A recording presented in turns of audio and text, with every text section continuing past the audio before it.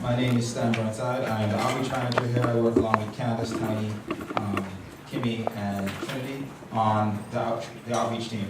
Essentially what our role is to try and bridge the gap between the Island School and the greater community of Eleuthera.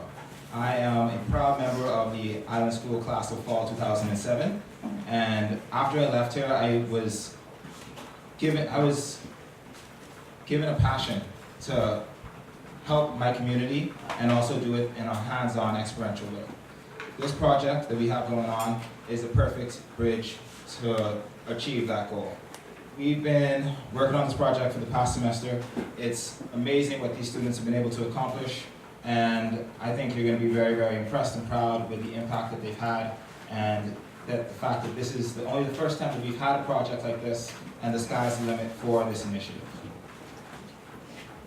I'm Lydia Felty. I'm the co-advisor for this research project. This is my second year here. I'm the outreach teacher and coordinator at the Island School.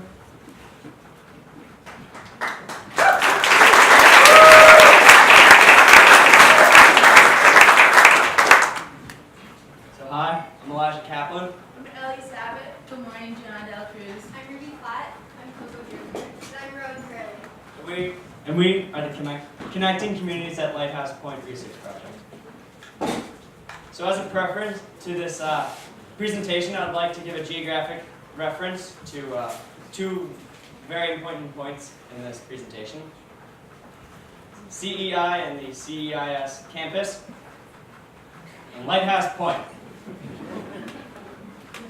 Lighthouse Point is the name for a promontory at the southern tip of Eleuthera. It's named for the lighthouse situated on top of it, and it's used to guide ships around the southern tip of this island. Also, Lighthouse Beach is the name for the beaches on either side of the tip, and Lighthouse Point is the name for all the area in between it. Recently, Lighthouse has gained an abundance of press due to Disney recently getting the rights to purchase this piece of land. When we first started, the Disney and the One Eleuthera were kind of fighting over who could get the rights to this land and who could buy it. So, how did we come to use Lighthouse? The first and major reason why we chose Lighthouse as our venue was because of a community ask. The community directly and specifically asked us to bring every South Eleutheran student to Lighthouse. Of course, we took this community ask seriously. Also, the community asked us to employ experiential and interdisciplinary learning into supplementing the Bahamian national curriculum. And when we heard about these two, we wanted to join together in creating an environmental field trip that employed interdisciplinary and experiential learning. Also, Lighthouse Point is historically, culturally, and ecologically significant in the Bahamas. Lighthouse Point was first used by the Lucayan peoples, a group indigenous to the Bahamas. A recent archaeological dig proves this, and even suggests that it was used as a ceremonial site as well. But the first major use of this land was as a stopping point for the slave trade, as an entry point for enslaved peoples. Most inhabitants today of South Eleuthera can actually trace their lineage through Lighthouse. So when we bring kids here, it's reconnecting them with their ancestors and reconnecting them with the history of their home island. Also, Lighthouse is ecologically significant due to the abundance and diversity of habitats that's on this land, which brings in a diversity of life as well. So when we bring kids here, they're able to see endemic species that they probably wouldn't be able to see in their home settlements, such as the peregrine falcon and the Kirtland warbler. Finally, one of the last reasons we chose Lighthouse was the changing timelines of Disney and just being an ideal venue for all of our topics. When we first started, the chance of a cruise port being developed here was smaller than it grew, but we wanted to kind of raise awareness for the kids about what was happening here and what the circumstances were. Now, the lighthouse has been purchased, and when we take kids here, it's probably going to be the last time that they set foot in it without it being developed. So we're trying to get them there one more time, as well as it being an ideal place for experiential and interdisciplinary learning. As a research group, we did a total of 3 field trips to Lighthouse Point.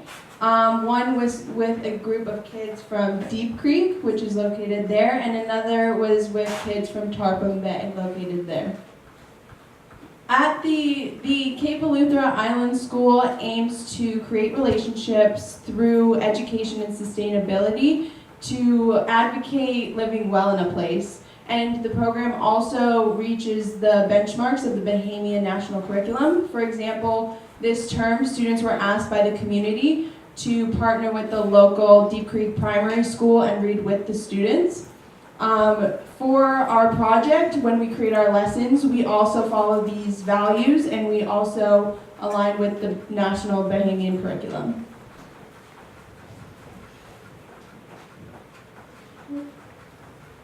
In order to create these lessons, we needed to understand the different types of learning styles to create materials that would cater to all students. The first type of learning style was visual learning, where kids learn best from seeing graphs or pictures. The second is auditory learners, who learn best from discussions or lectures. And the third is kinesthetic learners, who learn best from hands-on activities. Can I get a show of hands from the audience who's a visual learner? Thank you. Can I get a show of hands who's an auditory learner? Can I get a show of hands who's a kinesthetic learner? Thank you. As I don't know if any of you noticed, but I just used an activity and used all three learning styles to explain this information. I have a graph for visual learners. I spoke to you through for auditory learners, and I used an interactive activity to get you all engaged for the kinesthetic learners. This is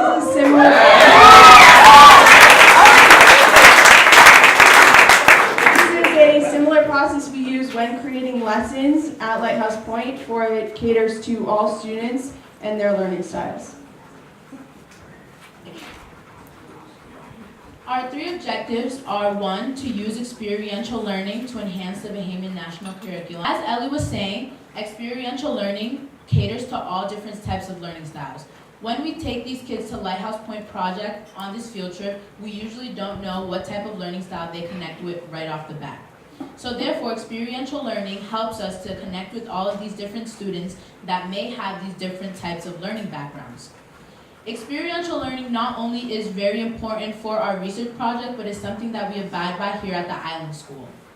David Orr, the writer of an essay, of Earth and Mind essay, is a big mentor for here at the Island School for how we do learning, which is experientially throughout the semesters. David Orr actually came to the Island School to give the opening speech and just talk to us about the values of experiential learning, and therefore has been a great mentor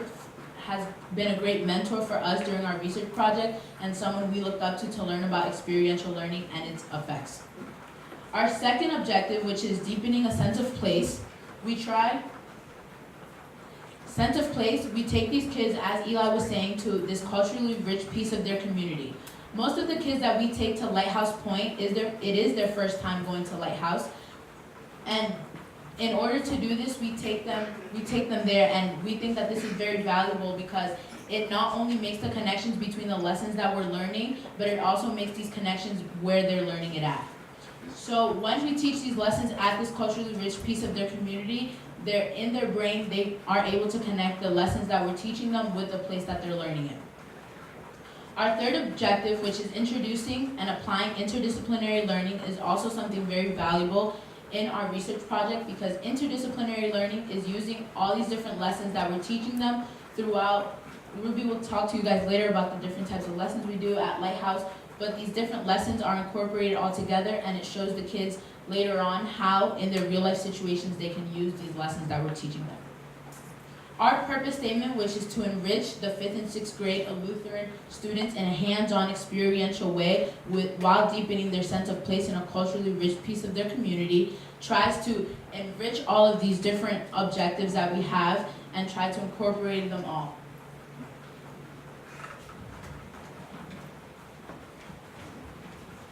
So most of the Bahamian National Curriculum is taught in a classic lecture-style classroom. So in order to test our hypothesis, we used environmental education. And we did this by running field trips at Lighthouse Point.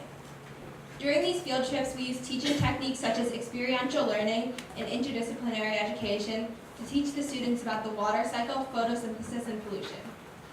We chose these 3 lessons because they are all part of the Bahamian National Curriculum for grades 5 and 6. In addition, we chose experiential education and interdisciplinary learning to target all types of learning styles, as Ellie and Gianna talked about. Experiential learning is when students can see what they're learning right in front of them. And interdisciplinary learning is when multiple subjects are combined and taught together. For the water cycle, we had the students stand in the water and we taught them a really fun song about the water cycle, and we had them yell out each step really loudly. The purpose of this was to have them retain the information more than if they had seen it written down once or twice on a piece of paper. For photosynthesis, we had the students observe plants on the beach, and then they participated in a skit about photosynthesis. By doing this, they were able to be part of the teaching process as they were learning a new subject.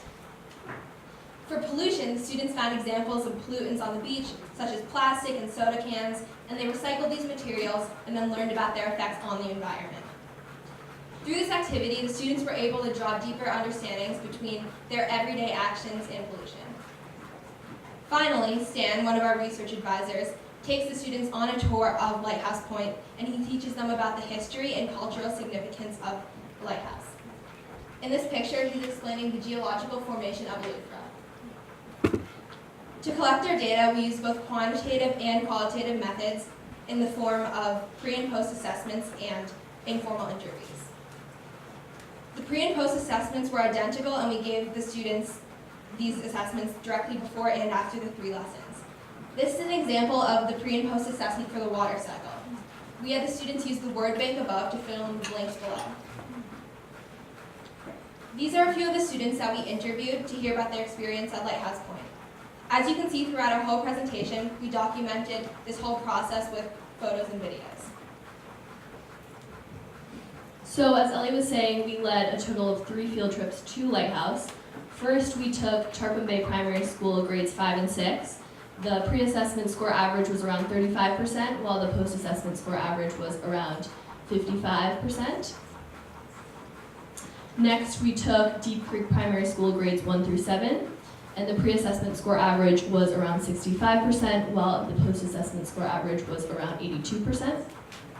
And lastly, we took Tarpon Bay Primary School grade 4, and the pre-assessment score average was around 35–40%, while the post-assessment score average was around 57%. So this is a compilation of all the data that you previously saw.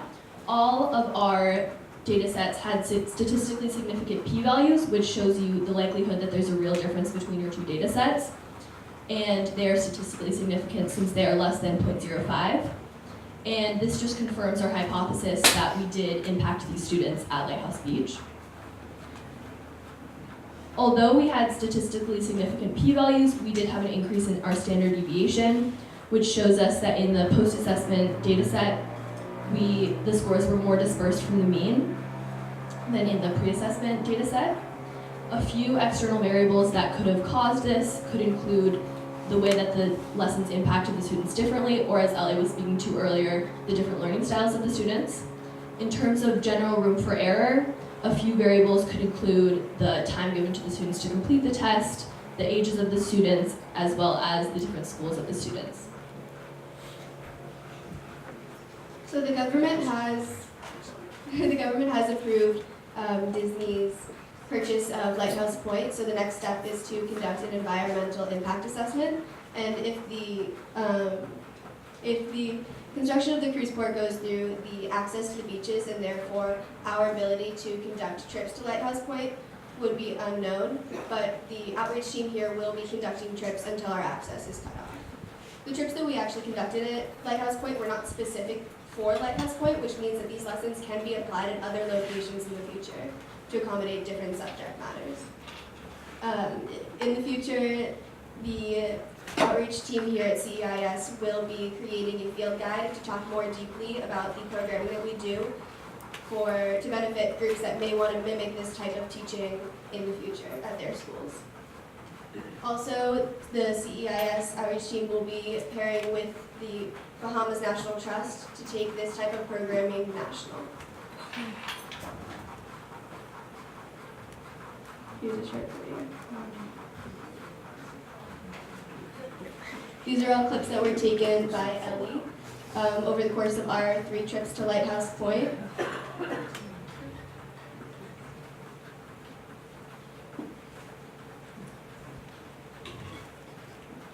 would like to thank our amazing research advisors, Lydia Felty and Stan Burnside, as well as Kimmy Lazat and Kylie McKinney for all their help with DCPS, and of course Candace Britton for leading the outreach team here at CEIS. We would also like to thank the kitchen staff for the many field lunches, as well as the communications team for coming with us on a lot of the field trips. We would also like to thank the Wena Luther Foundation, the Leon Levy Foundation, and the Bahamas National Trust, and of course, the Deep Creek Primary School and Tarpon Bay Primary School students.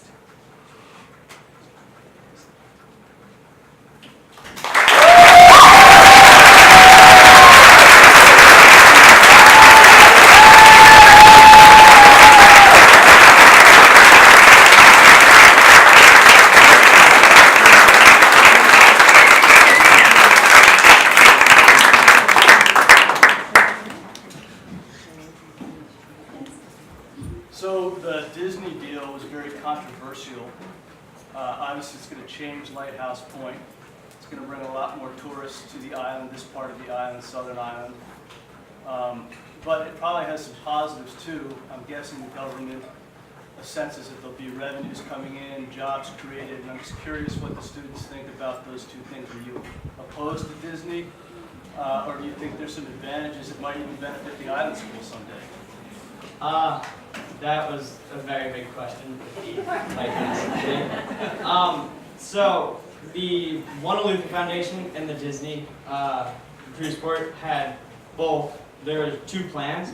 The Wena Luther Foundation wanted to do an eco lodge for eco tourists, and we feel that that would have brought in a lot more revenue and money to South Eleuthera rather than Cruise Port, because Disney can bring other workers from other places here. The money that the people are spending is just going to go to Disney. It isn't going to go to South Eleuthera. Rather, if there's going to be the Wena Luther Foundation got their plan, then people would have gone out into local segments such as Deep Creek, Waterford, Greencastle, and spent money there, which would impact the community better. And we can tell this by past cruise ports, where if you're going on a cruise port, you're probably not going to go out too much. You're just going to stay on that one location rather than going out into local settlements and local communities, impacting them. Anybody want to add? Did I answer your question? Or? So you guys are opposed? Yes.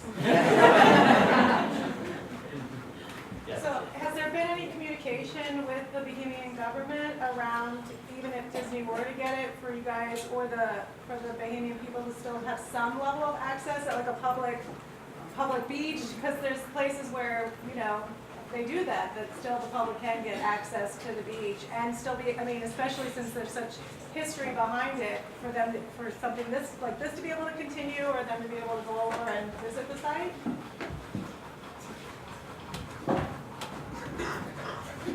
So far there hasn't been much communication around that, but we have looked into the proposed cruise port plans, the map of how they're going to develop Lighthouse. And though there are parts of the beaches that say there will be access, it is tough to know for sure if that will actually happen. Historically, there have been proposals that show beach access to the Bahamian people, or to wherever it is, but for here it would be the Bahamian people for public access. But historically, it has been tough to actually get that access. And because there's no actual promises, if you look into the proposal, it uses very vague language that can lead to empty promises. So that hope for beach access is there, but more likely than not, it will not be there because it's difficult to say how there can be access and still have a closed-off cruise port, where there could be machinery or dangerous dredging. It depends how they set it up.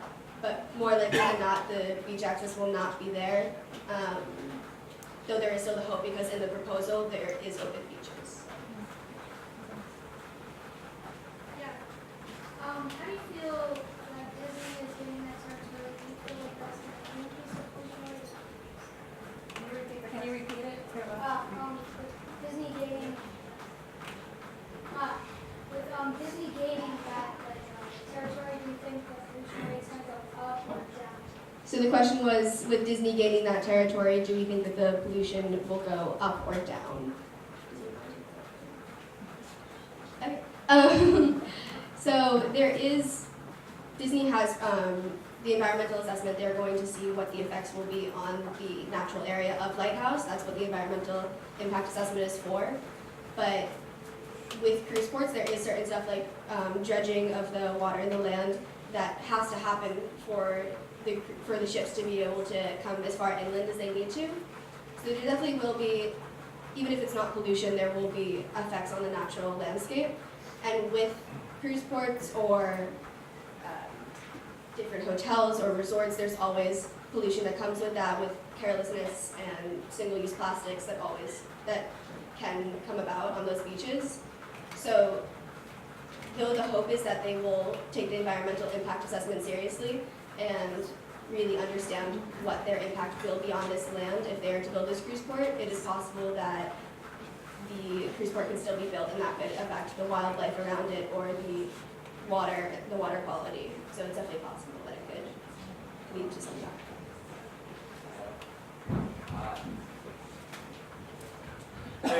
Also, I didn't mention this before, but Lighthouse is very significant with like the ecological because there's two hypersaline alkaline ponds, which are very unusual and they are very rare. And if Disney comes into that, they could be destroying the wildlife, they could be destroying the ecosystems there, and that would be very bad because this is like one of the only places we can really. This is a very rare place where we can study these habitats and what goes on in these habitats, and also big cruise ships and like these big commercial ships are one of the biggest polluters in the world of greenhouse gases. So yes, the pollution would very much go up.